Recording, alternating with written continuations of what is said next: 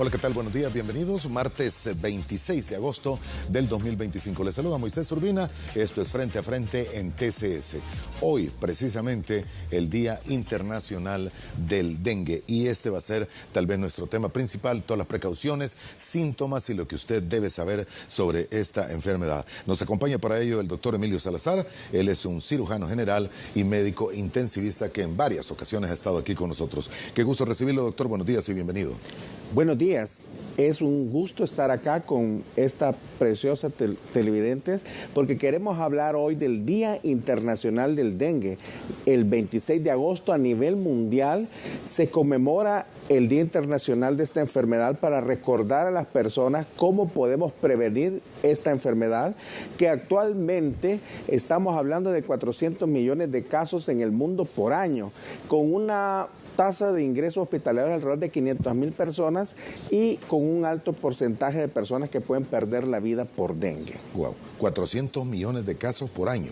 Es correcto. Eso es si no tenemos un brote mayor en algunas naciones, porque sí ha habido, incluso muy cercanos a nuestro país. De hecho, en países como localizados en Sudamérica, como en el Perú, han habido brotes en estas últimas semanas de casos importantes de dengue en altas cantidades. Afortunadamente, en nuestro país estamos todavía en la zona de seguridad y no ha habido un incremento significativo en los casos de dengue. Sin embargo, tenemos que conocer de esta enfermedad porque es una enfermedad endémica. Endémica quiere decir que es un virus que está circulando continuamente en las regiones tropicales, entre ellas nuestro país, y que día a día pues pueden haber casos de esta enfermedad. Muy bien, no queremos alarmar más de la cuenta y para ello tal vez va a ser necesario que pongamos uno de los gráficos que usted nos ha hecho llegar, doctor, porque ahí se ve la situación claramente como está. Vamos a verlo en algunos instantes, claro. Ahí lo vemos. La curva azul, que es la que asciende más, la que llega más arriba, fueron los casos en el 2024 a esta semana 31. Es así, ¿verdad? Claro, estamos en la semana 31 epidemiológica de monitoreo de estos casos. Muy bien. Los casos que se registraron en el 2024 son ese pico, ahí lo puede ver usted, estaríamos hablando de más de 700,000. 2024 fue un año dantesco para esta enfermedad, aunque aquí en El Salvador no se tuvo tanto, ¿verdad? ¿O sí? Hubo un ligero incremento de casos, pero no fue como en otros países. Afortunadamente, a la fecha de hoy solo tenemos un reporte, según los datos oficiales, de 190 casos sospechosos de esta enfermedad y desafortunadamente la pérdida de 2 personas en lo que va del año, lo cual, en base a los reportes epidemiológicos, nos ubica en la zona de seguridad frente a esta enfermedad. Es decir, desde el punto de vista de los datos, estamos en mejores condiciones que el año pasado. Sin embargo, la enfermedad está allí y en otros países sí está dando mucho problema por el aumento de los casos de esta enfermedad.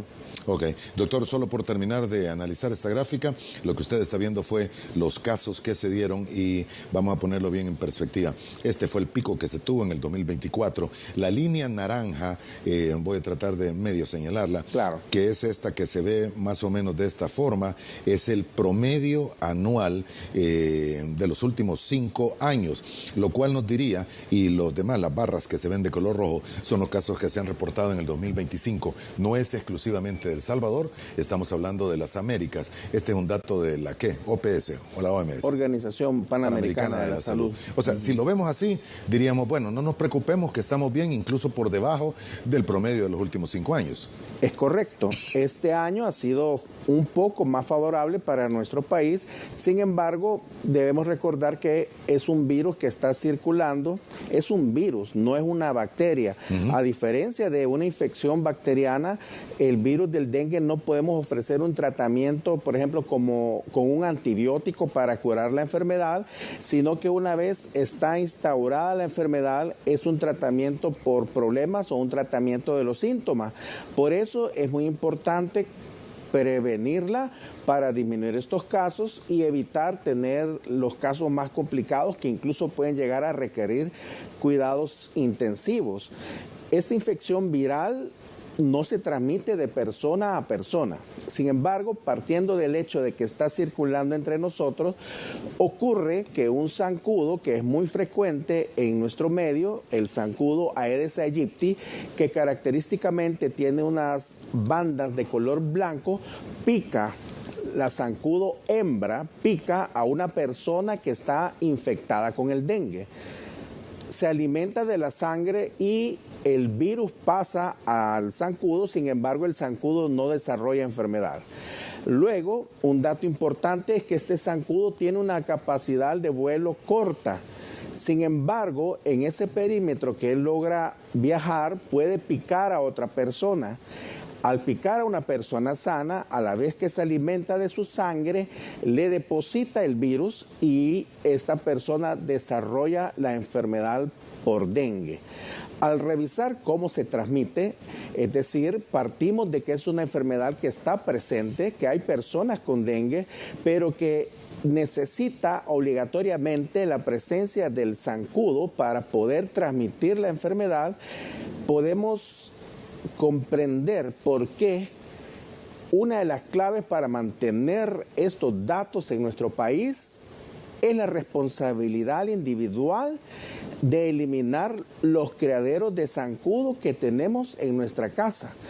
La capacidad de vuelo tan corta del zancudo quiere decir que el zancudo que nos pica y que nos produce la enfermedad es el que tenemos allí, en nuestra casa, en nuestra periferia, en nuestra comunidad, y es allí donde las medidas que podamos tomar individualmente, como familia, como comunidad, para eliminar estos criaderos, desempeñan un papel muy importante para mantener estos casos de esta forma y evitar pues definitivamente casos muy lamentables o pérdidas de vidas humanas. Exactamente. Doctor, en la región de las Américas, indica este informe de la OPS, hay un total, por lo menos reportados hasta este momento, de 3.634.587 casos. En las Américas, naturalmente, no estamos hablando únicamente de Centroamérica. Me resulta curioso, cuando vemos este informe, nos vamos un poco más abajo,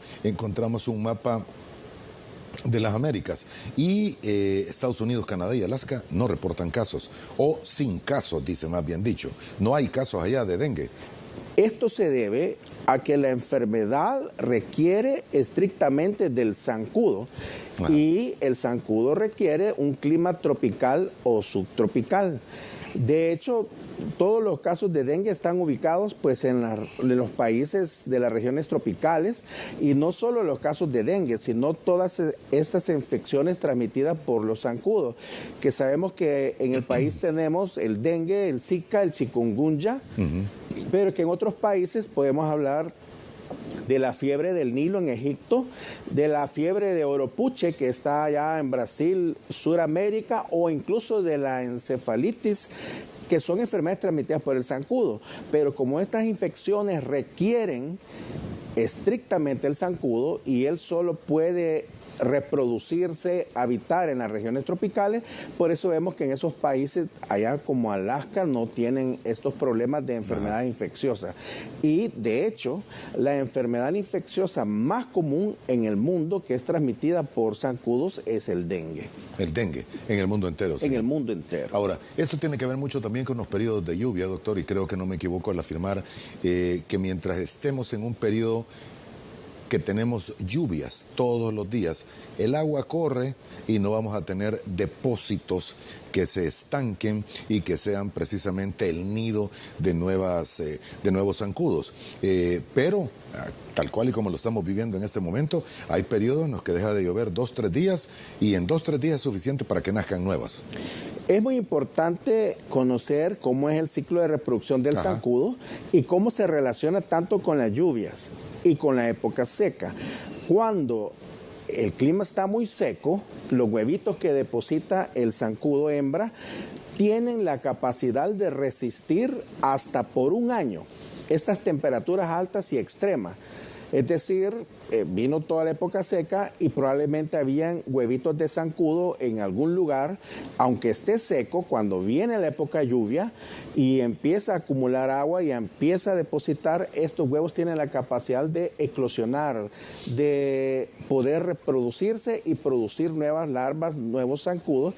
Y por eso, usualmente cuando viene la época de lluvia, podemos estar pendientes o esperar que haya un incremento de casos por dengue.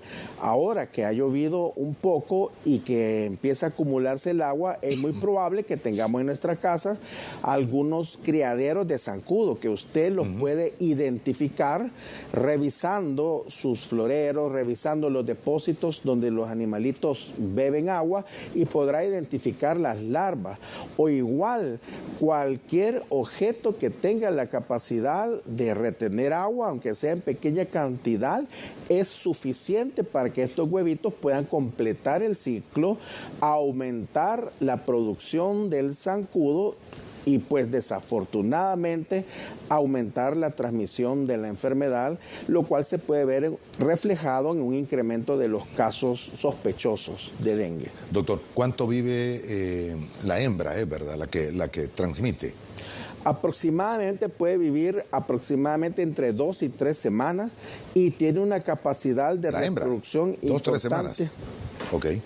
Pero en ese periodo puede depositar hasta 200 huevos y dar lugar a un aumento significativo en la población de zancudos. Ok, y usted me decía que la capacidad de vuelo es corta. Es corta.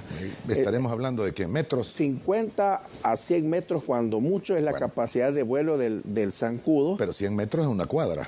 Es nuestra vecindad, nuestra comunidad. Son los vecinos. Eso quiere decir que el zancudo que le pica a usted y que le produce la enfermedad es un zancudo que usted ha estado criando en su periferia, está cerca de usted. A diferencia de la malaria o el paludismo, que ya está erradicado desde hace muchos años en nuestro país, el zancudo de la malaria era un zancudo que le gustaba el agua sucia, el agua de las alcantarillas, de los drenajes. Este zancudo que transmite el dengue es un zancudo que habita con nosotros, que está en nuestras casas y que nos puede producir un problema muy importante de salud, que en algunos casos puede ser muy difícil de tratar. De hecho, los casos de dengue, hay un alto porcentaje que puede ser asintomático. Estamos hablando que hasta 1 de 10 pacientes que tengan la enfermedad no van a presentar ningún síntoma. Luego hay otro amplio porcentaje, estamos hablando hasta de un 80% de los casos, que van a presentar síntomas leves, síntomas muy leves, pero hay un porcentaje que es el que tenemos que cuidar, que es aproximadamente entre el 5% al 10% de los casos, es decir, una persona de 10 personas que presenten la enfermedad pueden presentar una forma de dengue grave. Y de estos, hasta un 20% pueden presentar complicaciones que pongan en peligro su vida y tener pérdida de vidas humanas. Muy bien, ¿cuál es el primer síntoma? Bueno, antes déjeme preguntarle. Me pica el zancudo hembra de la Aedes aegypti, tiene el virus. ¿Y cuánto tiempo pasa luego de la picada que uno pueda empezar a presentar síntomas? A este periodo se le conoce como periodo de incubación. Hoy me picó un zancudo, hoy martes me ha picado el zancudo y el virus entró a mi cuerpo. El virus, como sabemos, no tiene la capacidad de generar copias de sí mismo y se dirige hacia nuestras células para poder replicarse, y empieza el periodo de replicación o aumento de la carga viral. Desde que me picó el zancudo hasta que yo tengo el primer síntoma hay un rango que puede ser desde 7 días hasta 14 días, hasta 2 semanas. Este es el periodo de incubación y es muy importante para los médicos. Por eso su médico le va a preguntar cuando usted llegue a la clínica con fiebre si ha tenido el antecedente de una picadura por zancudos en las 2 semanas previas, porque es el periodo de incubación hasta que aparece el primer síntoma. Una vez aparecen los síntomas, El dengue tiene 3 fases clínicas. Una es la fase febril, la segunda es la fase crítica y la tercera es la fase de recuperación. Y a esto podemos mencionar que hay una historia natural de la enfermedad, es decir, cómo va a presentarse el dengue en la mayoría de los casos, lo cual pues nosotros tratamos personas, no enfermedades, es decir, puede cambiar. No hay un caso que sea exactamente igual, pero usualmente el paciente en los primeros días de la enfermedad, en la primera fase que puede durar hasta 5 días, va a presentar una fiebre que puede ser muy alta. Característicamente va a tener dolor de huesos. Por eso antes al dengue le conocíamos como la fiebre quebranta huesos. Puede tener también dolor de cabeza de fuerte intensidad y característicamente el paciente puede decirnos que tiene dolor detrás de los ojos. Además, puede notar un cambio en la coloración de la piel. Lo va a ver como enrojecido, que la persona puede describirlo como un sarpullido, o le conocemos también con rash o exantema. Es un cambio muy sutil, la piel se pone rojiza y puede haber también dolor de huesos y dolor de los músculos. Este periodo dura aproximadamente 5 días. Como médico especialista le puedo decir, para mí es importante conocer este caso desde los primeros días de enfermedad para poder identificar la evolución y poder detectar las formas graves de la enfermedad. Una vez finalizado estos 5 días de esta fase febril con dolor de cabeza, dolor de huesos, la fiebre cae. Y aquí viene un problema muy importante, porque al caer la fiebre, como padre de familia, pues uno se alegra y puede bajar la guardia. Pero es muy importante mencionarles que cuando cae la fiebre, empieza la fase crítica y es donde usualmente aparecen los signos de alarma y donde aparecen las complicaciones, que si no las podemos distinguir a tiempo, va a llevar a un retraso en la búsqueda de la atención médica. Es decir, en esta fase que ha caído la fiebre, pueden aparecer signos de alarma que pueden ser muy sutiles, pero le alertan que las cosas no están bien. Esta fase crítica puede durar entre 48 y 72 horas, 2 o 3 días, y puede evolucionar bien hasta finalmente recuperarse, o puede aparecer cualquiera de los signos de alarma, como son sangramiento de la boca, que puede verlo como sangramiento en las encías. El niño le dice: papá, me cepillé los dientes, si había sangre, sangramiento en la nariz, sangramiento en las heces, en la orina, o la aparición de moretitos o puntitos rojos más definidos en la piel. Pero también un signo de alarma es el dolor abdominal y vómitos. He tenido pacientes que han llegado de alguna forma a consultar y me dicen: el niño tuvo 5 días de fiebre, se le quitó la fiebre, andaba corriendo, andaba comiendo, empezó el dolor abdominal y yo pensé que era un cólico, porque el padre asocia que finalizó la fiebre, finalizó la enfermedad, y el dolor abdominal, que es un signo de alarma que le debe obligar a ir lo antes posible al médico, puede pensar que se trata de un dolor abdominal como un cólico poco significativo. Las alteraciones de la conciencia es un dato muy importante. Si de pronto usted ve que el niño presenta delirio, cambios en la conducta, o está hablando cosas incoherentes, también un signo de alarma, así como los vómitos, que empieza a vomitar y no se detenga. Estos signos nos obligan a llevarlo de inmediato al establecimiento de salud más cercano, y finalmente, después de estos 3 días, viene la fase de recuperación de la enfermedad. Que ojalá sea una recuperación normal y no sea un paciente que llega a un estado crítico y hay que intervenir de una manera más delicada. Vamos a hablar de ello precisamente. Volvemos en aproximadamente 2 minutos. Vamos a la primera pausa. Siga con nosotros.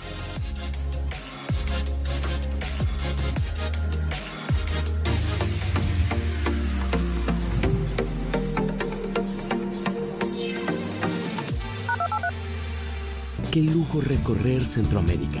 En septiembre, las playas son tuyas, los hoteles sonríen y el tiempo se estira.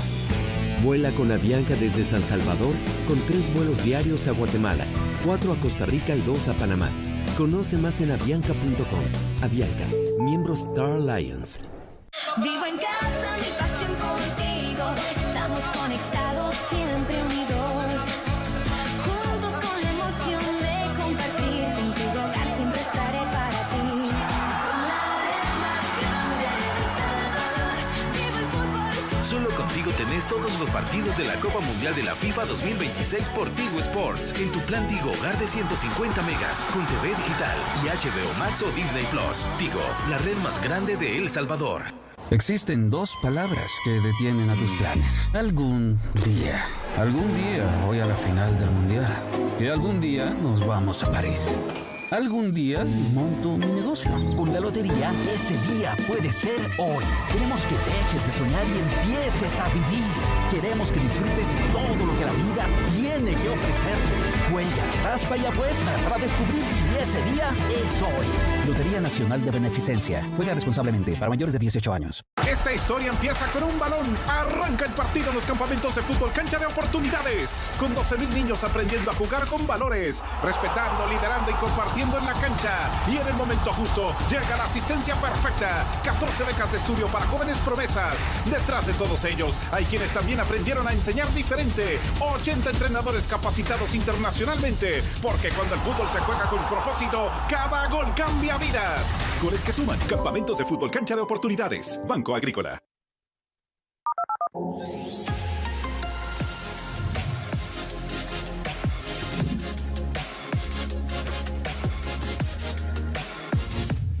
Frente a frente. La visita esta mañana aquí en el estudio el doctor Emilio Salazar, cirujano general y médico intensivista. Estamos hablando precisamente del dengue en el Día Internacional de Combate contra esta enfermedad. Doctor, hay 4 cepas, así es, ¿verdad? De dengue. Es correcto, 4 serotipos.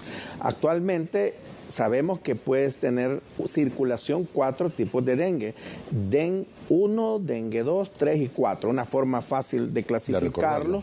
Lo importante es que la cepa que puede producir los casos más graves o que está relacionada con las formas más graves es la cepa 2. Y según los reportes oficiales, afortunadamente la que se ha detectado más frecuentemente circulando al momento es la dengue 3. Ahora, en base a esto, debo mencionar que tenemos que tener mucho cuidado en evitar esta enfermedad, porque una persona para desarrollar una forma grave tiene que ocurrir una combinación de situaciones. En primer lugar, tiene que estar infectado principalmente por la cepa dengue 2. Pero otro evento que se relaciona con que desarrolle una forma grave es que sea la segunda vez que presenta la enfermedad. Una persona que nunca ha estado expuesta al virus, que nunca ha desarrollado la enfermedad por dengue, adquiere una cepa. Y entonces esto nos pone al grupo más vulnerable. ¿Cuál es el grupo más vulnerable de desarrollar una forma grave? Nuestros niños menores de edad, porque son los que nunca se han expuesto a la enfermedad. De alguna forma los adultos ya hemos padecido esta enfermedad. No quiere decir que no vaya a haber una forma grave en un adulto, pero la población más vulnerable es un niño. El niño, en la primera infección que tiene contacto con el dengue, su cuerpo lo reconoce.